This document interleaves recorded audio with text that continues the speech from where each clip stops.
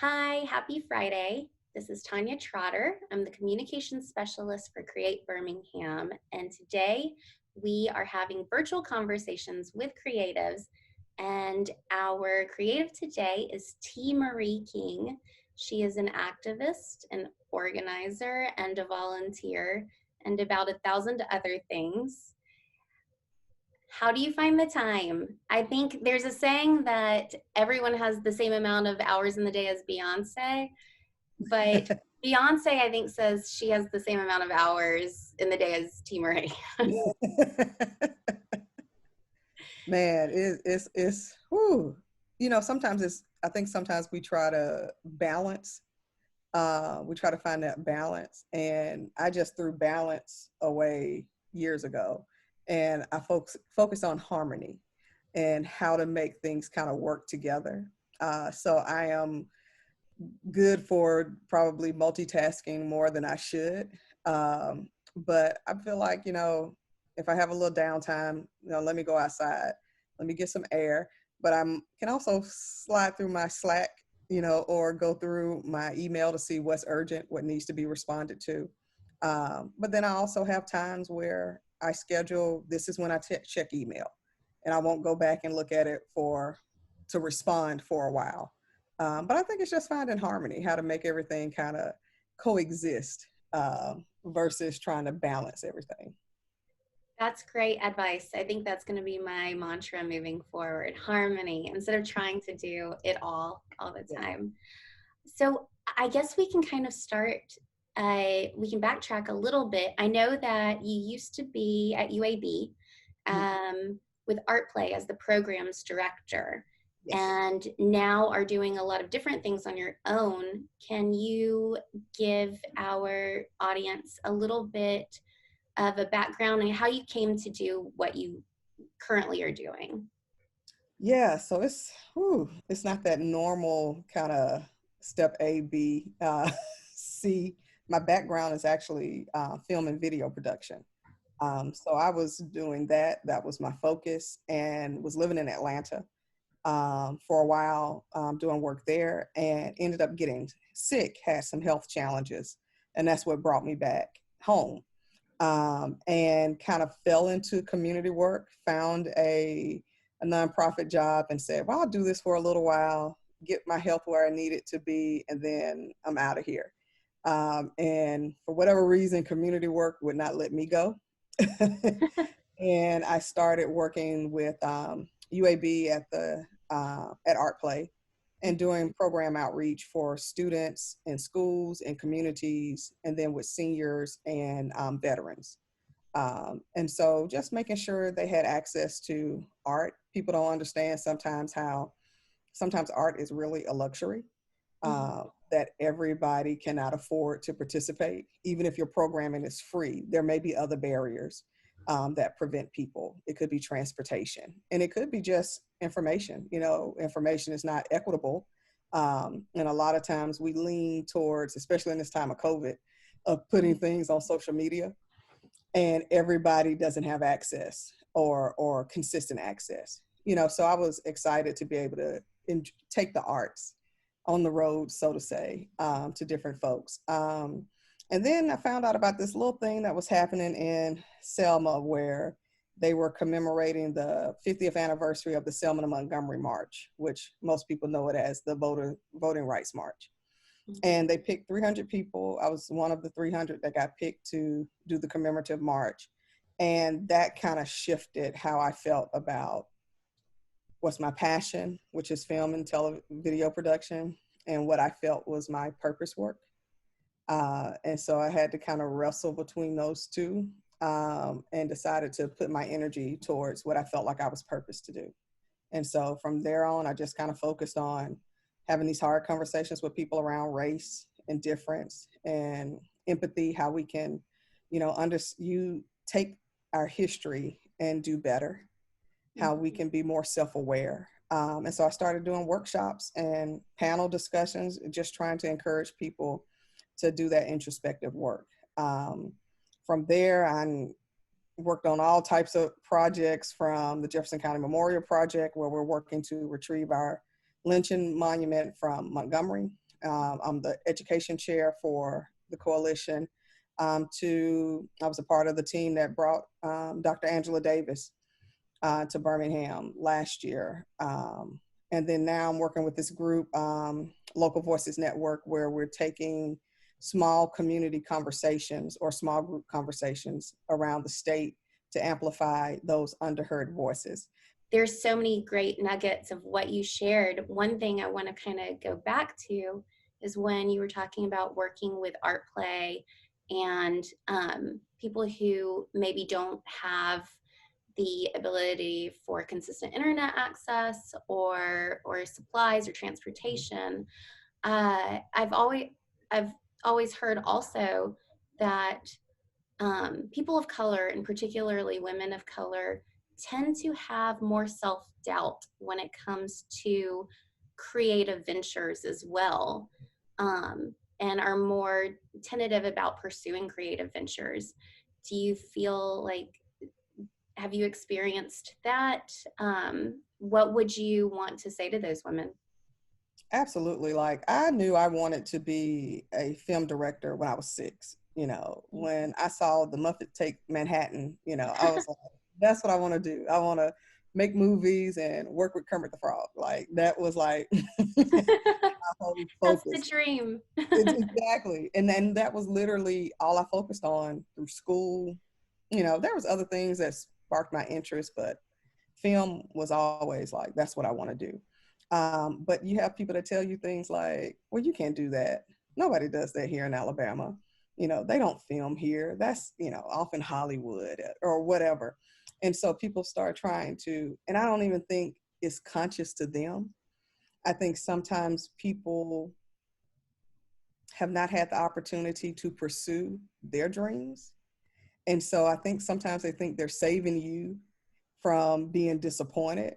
So, but what they're doing is they're kind of killing your dream, and you don't know the tenacity or the perseverance that somebody has to make it come to pass. And unfortunately, a lot of women of color, I think, end up leaving their dreams, wherever it was that they picked it up from, because somebody has said, and somebody usually that you trust has said, you can't do that. Nobody does that. Go find you something that'll make you money, versus you pursuing something that'll make you happy. And then I think a lot of times women are expected just in general to just, do what you should do. And what that should is usually what society does, versus pursuing what makes you happy and what makes you feel whole. And so I think a lot of times you have women, and especially women of color, but I think just all women in general, I'm going to do this because this is what I'm supposed to do. And so there's this emptiness inside that, they go for years trying to figure out how to feel that. And it's because you didn't chase what was actually in you to do. What I saw at Art Play was, and what I really tried to do when I was there, was to identify women and women of color artists, to bring them in, to put them in the schools. Because I also wanted these younger kids to see women that look like them actually, writing poetry, painting, so they can, oh, I can do that. We even had a lady who was a DJ who made music, who produced music. And I was like, look, I just want you to come in and teach the kids how to make beats. That's all. Just teach them that that's something you can do. And who knows what that'll open that door up to. So, I'm a fan of, let's expose people. Let's expose kids, and you never know what can come of that. They may become the next, Quincy Jones, or the first them, that somebody else inspires or aspires to be like.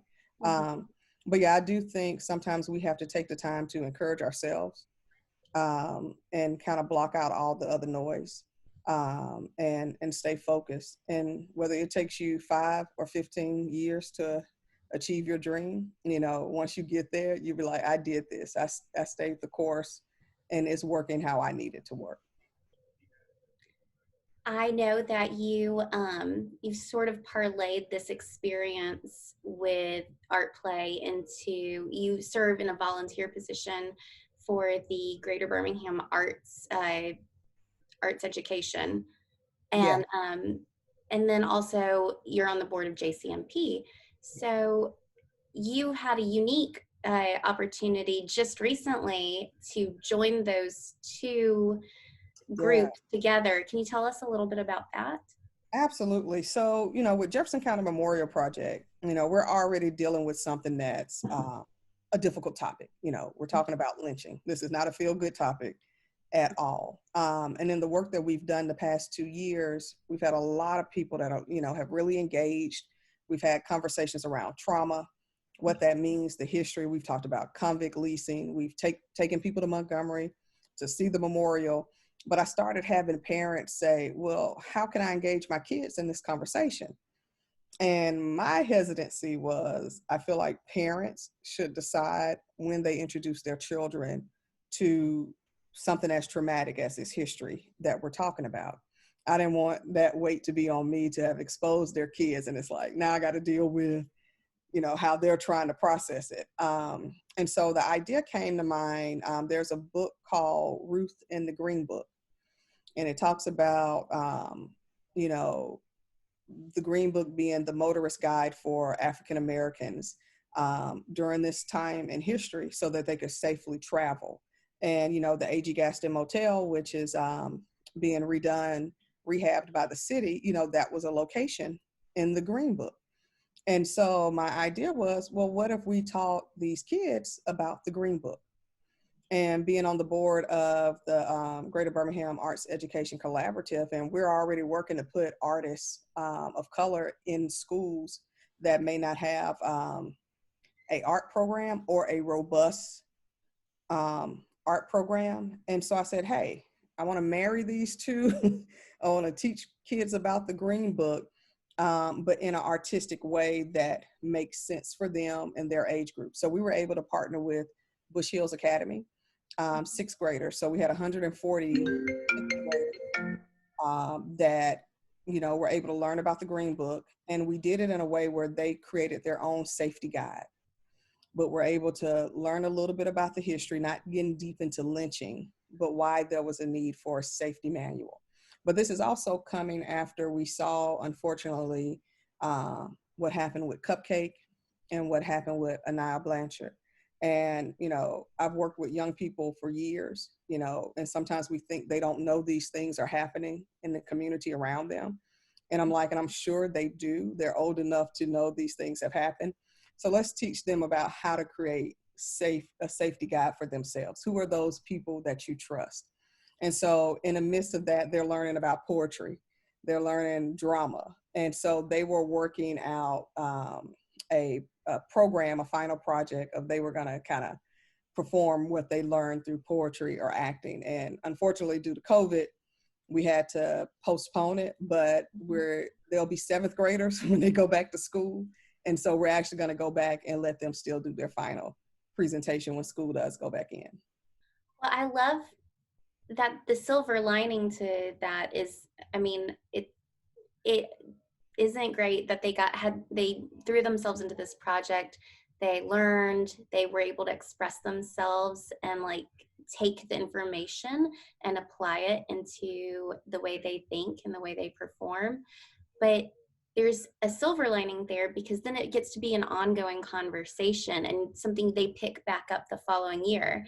I think so Absolutely. many times in our curriculum, the kids are digesting information, spitting it, regurgitating it back out, and then you move on to something totally different. It's Right. maybe it sticks, maybe it doesn't. Right. So I love Right. that this is applicable like in a continuing way.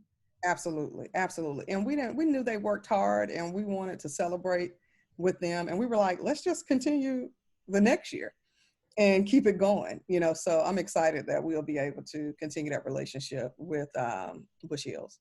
Well, that's great to hear. Yeah, Well, you were talking about your involvement in Selma and how that kind of became this catalyst for you moving forward. Obviously, Birmingham is your hometown, and we have a unique history and a unique story to tell and an incredible opportunity to do it. I read the other day that the South in general is the fastest growing, youngest, and most diverse experiencing the most diverse growth in the country. Um, don't quote me on that because I didn't read it from like the, I think I did read it from a reliable source, but I can't cite it right now. Yeah, yeah, yeah. But that is encouraging. And there definitely in Birmingham seems to be a lot of momentum. And we certainly have the opportunity to be a leader in being a progressive South. What would you say, or how would you advise people in Birmingham to be a part of something great and kind of let this path unfold for them the way it did for you? I think I would say for natives, but also for transplants, because I know we have a lot of transplants in the community. I think we have to start with knowing the history. And I think sometimes people think, oh my God, it's the history. You know, I know about the bombings, I know about whatever. But I think understanding not just that civil rights history, but also that, you know, that steel mill, that iron ore, you know, we need to know all of our history so that you know why you're there, what you're representing, and what you're trying to do. You know, the South is a very relational region. You know, people want to know who your folks are, what church you went to. You know, people want to know all these things to see, like, are you who you say you are? And I think a lot of times, you know, we get so caught up in doing our work that we don't take the opportunity to be in community. And I think, you know, wherever you live, getting to know that community, understand that community story, get to know those older residents that are there, that have that history. I call these folks the staples in our community. You know, like you'll have staples in a book, it's holding the book together. These older members of our society and our neighborhoods, they hold it together because they have all that knowledge. But definitely get involved, get to know folks, know the history, so that you see where your work or your passion aligns with what's taking place around you, so that you can be a part of either improving it or creating something new that you realize, hey, this is a gap that needs to be filled. This community is not getting XYZ, and I'm actually working on something or have the access to bring some, to close some gaps. But you have to be a part of the community to know that there's gaps there. I wonder how this, the past 3 months, um, with COVID and the shelter in place and watching our community come together so quickly and adapt together so quickly, how that will influence us moving forward. It seems to be something that, for better or for worse, I really think for better in a way, has bonded us all together to, and it's been refreshing for me to see how willing people are to come together to help each other. Do you Yeah. think that the experience that we've had these past 3 months, maybe when we come out of this, we'll all be a little bit kinder to each other, a little more open to understanding? I hope so. I really hope we are. I hope it's not that story you see where, you know, the cool kid hangs out with, you know, the weird kid, and you bond over, you know, Saturday school or in school detention, and you find out, you know, we're not really that different. You know, we just live on different sides of the tracks. But I hope that we still recognize each other in the hallway when we go back to what's normal. And so that's my hope for Birmingham, but also other communities, is that let's still speak to each other in the hallway. You know, let's still be an ally. Let's still stand in solidarity. Because right now it's like, oh my God, what do you mean? You know, this is an issue. Why don't this community have access to, you know, internet, broadband? You know, let's not forget that in 3 months when Right. things start moving back to some type of normal. You know, let's actually, okay, I don't like that they don't have access. What can I do to change that? And that may not be you yourself figuring out how to get broadband in their community, but it may be you lobbying. It may be you calling your representative and saying, hey, this needs to happen. You may be on a board that actually has some money they're trying to figure out what to do with. And you say, no, it's a community over here I'm aware of. But then that goes back to what I just said, of getting in the community and seeing what those gaps are. so that it's no longer a surprise post-COVID that people lack access. It's a groundswell of people bringing resources and fixing the system. T. Marie, you have made my Friday. I feel like I want to go forth and and be a better person this weekend. You've given me so many good nugget analogies. I love the cool kid in the hallway. I think we can all identify with that. I was the weird kid, by the way. I was too. I was too. And just a mantra for harmony. That Yeah, is definitely going to be our word for the week. I'm going to write it yeah, up on the board so everybody can look at it. But absolutely. Yeah, thank you so much for your time. I really appreciate you talking with us today. And please keep us updated on all the projects you're working on.